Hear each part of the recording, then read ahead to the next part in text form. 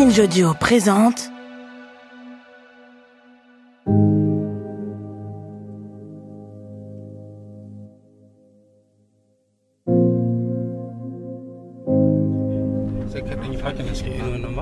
Je vous emmène à Badolé, un hameau dans la périphérie de Machi, situé à une dizaine de kilomètres de la route Katsina-Daora.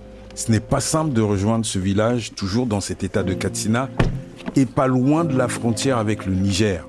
Badolé est entouré uniquement de chemins de brousse, un vrai jeu de piste, surtout en saison de pluie. Si Badolé abrite une école, si ce hameau est bien relié au réseau électrique et au réseau GSM téléphone, ce sont à peu près les seuls signes d'appartenance au monde moderne. A priori, ici, il n'y a aucune infrastructure de santé visible ou digne de ce nom, dans un rayon de 20 km. Alors le ministère de la Santé de Katsina et MSF ont choisi de faire halte à Badolé pour leur enquête conjointe, car chaque année, ils s'allient pour sillonner les zones rurales les plus éloignées des hôpitaux et des centres de santé. L'objectif est simple, mesurer la situation sanitaire et essayer de cartographier ces territoires pour mieux anticiper et contrôler les épidémies de rougeole, choléra, méningite cérébrale ou encore de fièvre Lassa, une fièvre hémorragique fulgurante et hyper mortelle. Une équipe mixte s'arrête donc devant chaque maison de Badolé pour proposer aux mamans de contrôler la taille et le poids de leurs enfants de moins de 2 ans.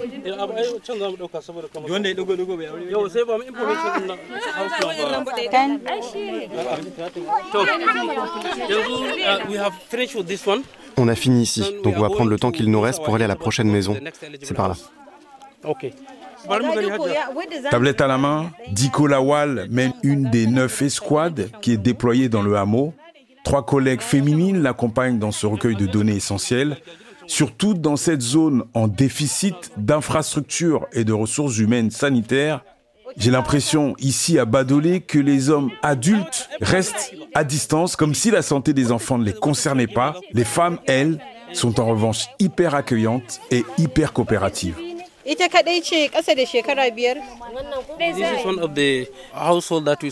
C'est une des familles qu'on doit aller voir, mais vu qu'il n'y a pas d'ombre chez eux, ils viennent avec nous ici.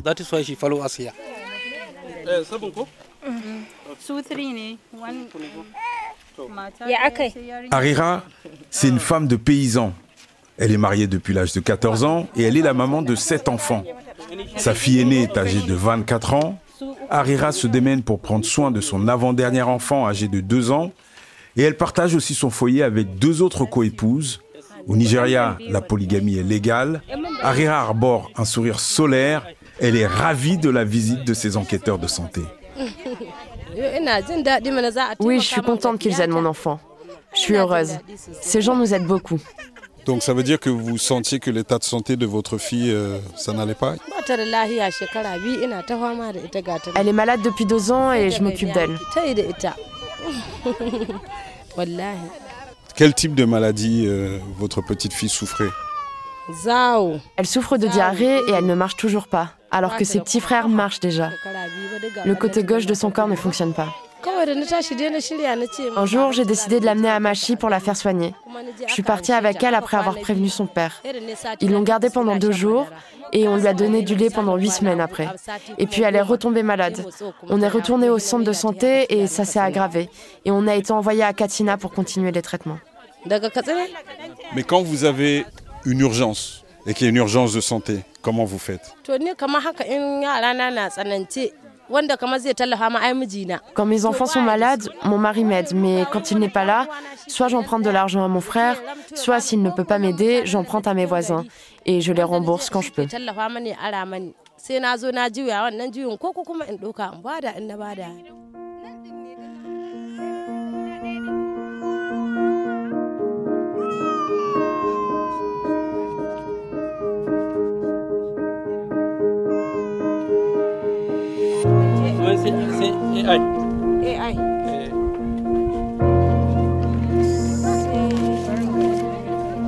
Harira se voit remettre un formulaire. Sur ce papier, les objectifs de l'enquête sont expliqués. Ce formulaire doit être complété. Pour cela, elle va solliciter une voisine qui sait lire et écrire. Harira reçoit également une feuille confirmant que sa petite fille doit bien se rendre au centre de santé de Machi, à une 30aine de kilomètres. La mesure du tour de bras indique que son enfant souffre de malnutrition modérée et sans intervention rapide, cela pourrait se transformer en malnutrition sévère aiguë.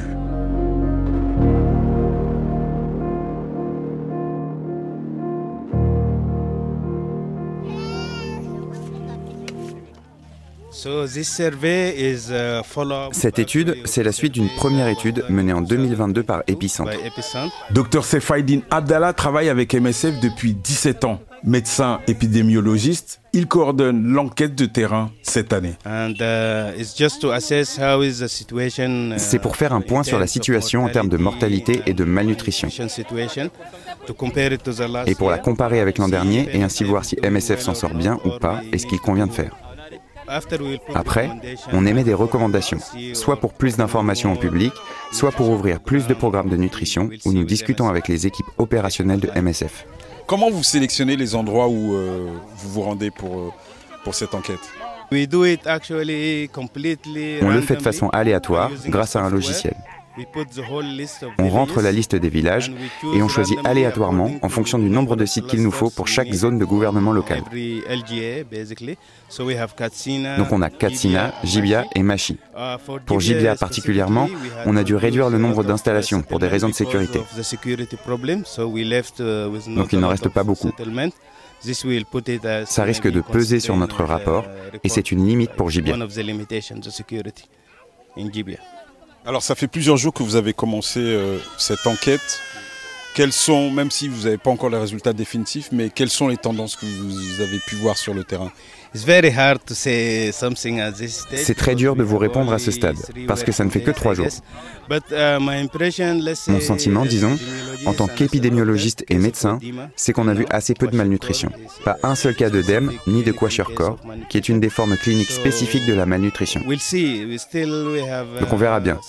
Nous avons encore environ 7 jours devant nous sur le terrain, et ensuite on rendra un rapport préliminaire au ministère de la Santé, avant d'envoyer un rapport plus complet depuis Paris. Et vos observations quand vous arrivez dans des zones où il n'y a pas du tout de centre de santé ou même de case de santé, comment vous voyez la situation? J'ai de la peine pour ces gens qui vivent dans ces endroits reculés, parce que vous imaginez bien qu'en cas d'urgence ou de problèmes médicaux, ils sont loin de tout.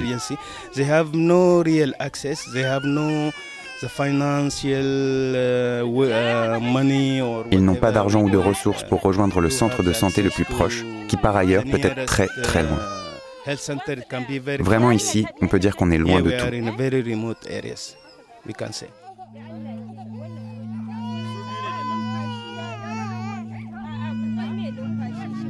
À l'issue de la matinée, à Badolé, seulement 2 bébés ont été repérés comme souffrant de malnutrition modérée.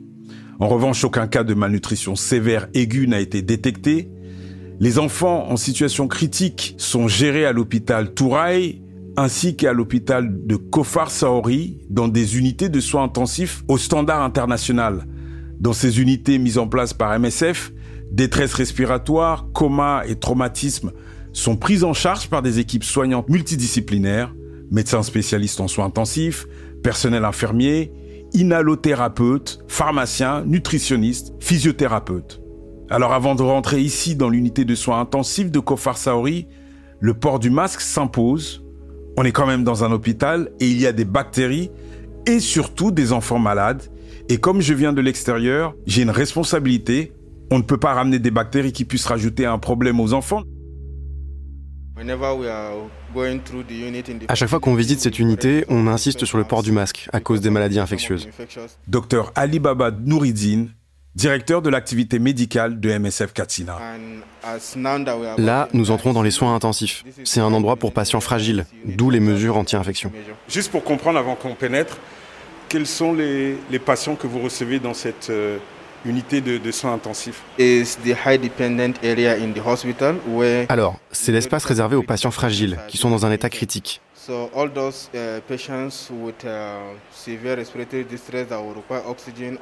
On trouve des patients avec des détresses respiratoires qui ont besoin d'oxygène, des patients dans le coma, des patients avec des infections sévères, des complications, etc.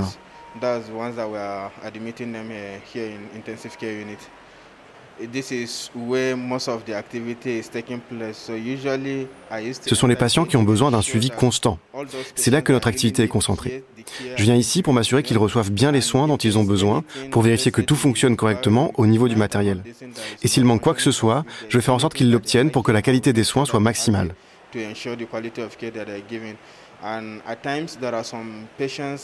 Parfois, certains patients ont besoin de soins supplémentaires et l'équipe ici va me demander mon avis avant de les prendre en charge.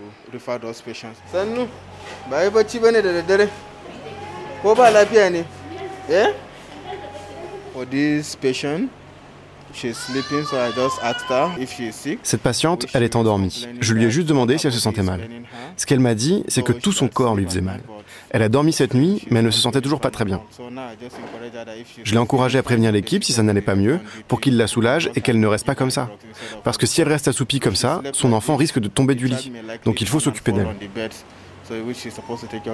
Pour qu'on comprenne bien, les mamans qui viennent avec leurs enfants qui sont hospitalisés restent ici et dorment avec leur enfant et restent à côté de leur enfant en permanence. Oui, dès qu'on les admet ici. C'est pour ça qu'on les accompagne dès la clinique mobile, qu'on explique le système de triage, les heures de repas, les heures de traitement, les heures de garde, tous ces éléments. C'est pour ça qu'ici, nous avons un conseiller en santé publique qui suit les accompagnatrices et leur explique notre mode de fonctionnement et le leur rappelle de temps en temps.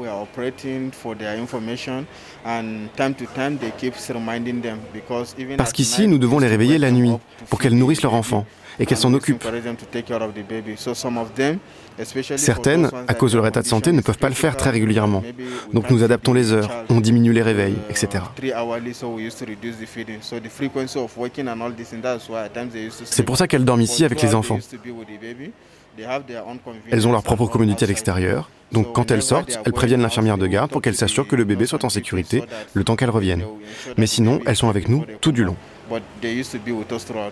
Donc dans l'unité de soins intensifs, il y a 10 lits. Sur certains lits, il y a la maman et peut-être parfois une accompagnatrice, ça peut être la grand-mère ou une sœur et un autre enfant aussi qui peut être avec la maman. Donc les médecins sont en blouse blanche, les infirmiers ou infirmières en blouse bleue.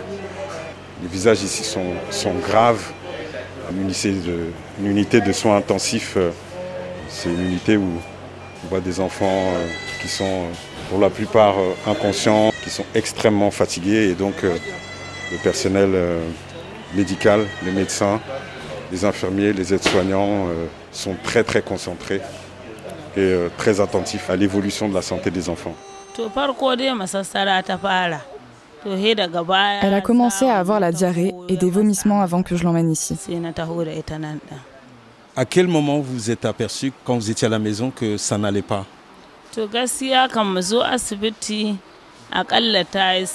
Ça fait 3 semaines qu'elle est malade. Elle était malnutrie et on l'a emmenée une première fois à l'hôpital.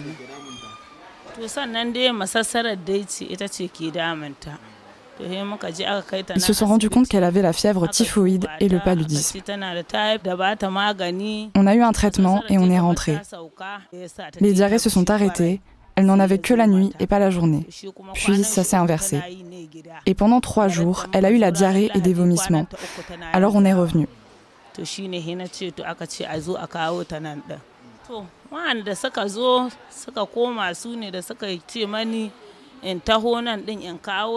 Ils m'ont dit de venir ici, qu'elle serait soignée et qu'elle irait mieux.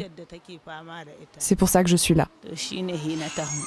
Quand vous avez vu la prise en charge et que l'état a commencé à se dégrader, qu'est-ce que vous faisiez à ce moment-là? Vous assistiez quand même le personnel soignant? Ils ont fait de leur mieux. Dès le début, elle a eu des gouttes et des injections. On a vu plein de gens qui l'ont auscultée. Et puis, ils nous ont emmenés dans un autre espace.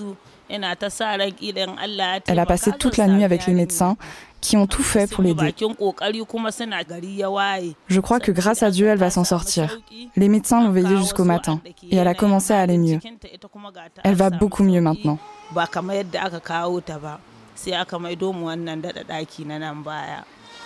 Aujourd'hui, comment vous voyez la situation de votre petite fille? Je vois que vos traits de visage sont un petit peu plus relâchés. Je suis vraiment très reconnaissante envers ceux qui l'ont soignée. Elle est bien mieux que lorsqu'on est arrivé.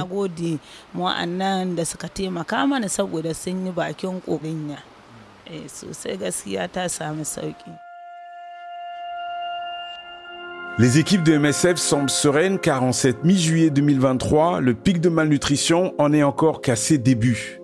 Pour l'instant, l'accueil dans les structures hospitalières et dans les centres de santé primaires est gérable, même si c'est toujours plus compliqué le lundi car après la pause week-end, le nombre d'admissions monte en flèche. Depuis l'année dernière, les équipes MSF ont été renforcées.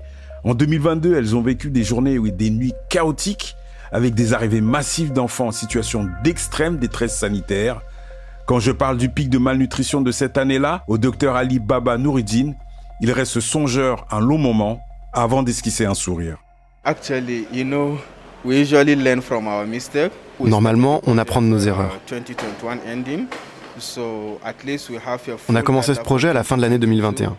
Donc nous avons au moins les données sur l'ensemble de l'année 2022, quand on a connu le pic de la crise.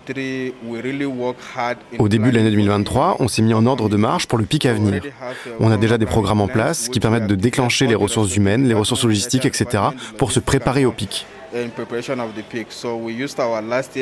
On s'est servi des données de l'an dernier pour se préparer, et là, tout est en place, vous l'avez vu, les soins intensifs sont pleins, les soins de suite aussi.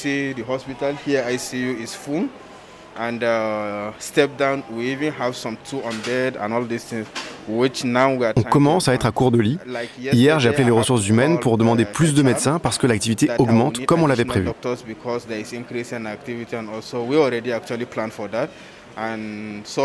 Jusqu'ici, ça se passe bien, même si on est à flux tendu, mais on est capable de le gérer. Il y a 10 lits et les 10 lits sont occupés.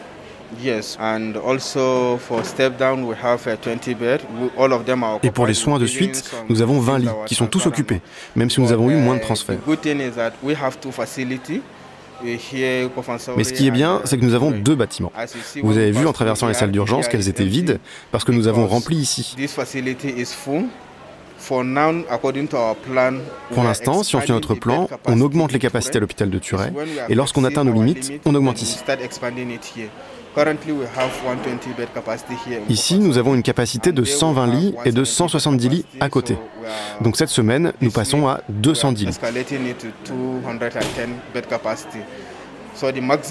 Le maximum que l'on peut atteindre, c'est 250 lits. Jusqu'à ce qu'on y soit, on augmente. Ce matin, j'ai vu des patients en salle d'urgence. J'ai demandé à ce qu'on transfère les cas moins graves, puisqu'ici nous sommes pleins.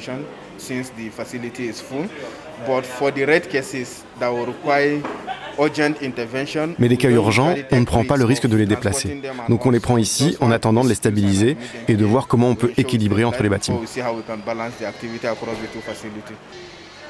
Je sors de l'unité de soins intensifs, je fais à peine 10 mètres et c'est une toute autre ambiance car je me retrouve dans l'unité qui accueille les enfants qui ont réussi à surmonter une situation vraiment très critique, comme le paludisme sévère, l'anémie, la tuberculose ou encore le choléra. Ici, dans ce service, l'équipe médicale de l'hôpital Kofar Saori peut se concentrer sur les soins liés uniquement à la malnutrition. Adeola travaille ici en tant qu'infirmière. Elle a commencé son service à 6 h du matin et elle assure une permanence jusqu'à 18 h. Depuis que je suis là, j'ai l'impression que les mamans sont satisfaites. Elles sont contentes de recevoir le plus de soins possible, donc elles vont bien. Personne n'a l'air triste ou fatigué. Elles vont bien. Pour les enfants qui étaient en soins intensifs et qui sont ici maintenant, comment vous les trouvez?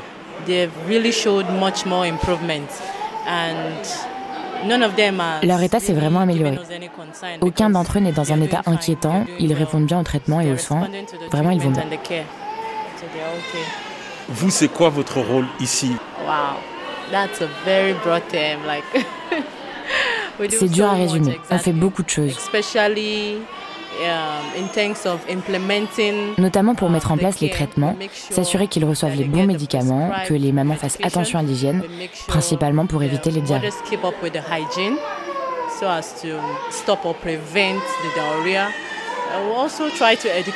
On essaye aussi de leur expliquer ce que nous faisons. Je peux continuer, la liste est longue. On les aide aussi pour l'allaitement. Certaines ne savent pas comment faire et on leur apprend. On reste à leur côté pour les aider. Donc on fait vraiment beaucoup de choses. Comment vous gérez tout ce stress et toute l'anxiété que ça peut générer de gérer des enfants qui étaient en soins intensifs et qui sont ici? Ça fait plusieurs mois qu'on le fait, donc on s'habitue au système. On sait qu'ils vont passer du pire au mieux.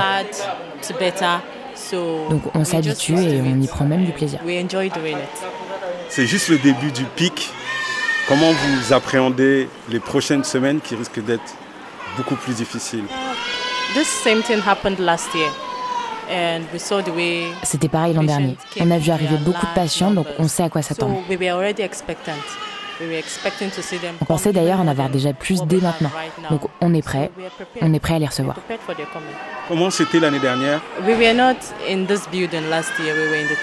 On n'était pas ici l'an dernier, on était sous tente. Donc il faisait très chaud et on était entassés jour et nuit.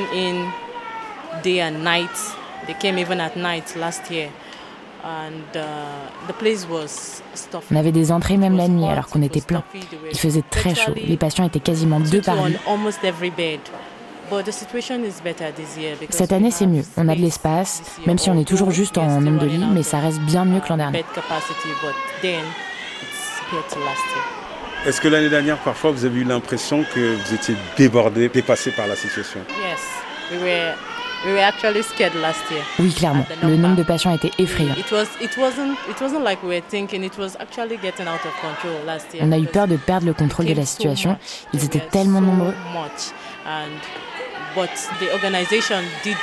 Mais l'organisation a réussi à tenir le choc. On a pu gérer les patients et on a fait de notre mieux pour aménager les espaces.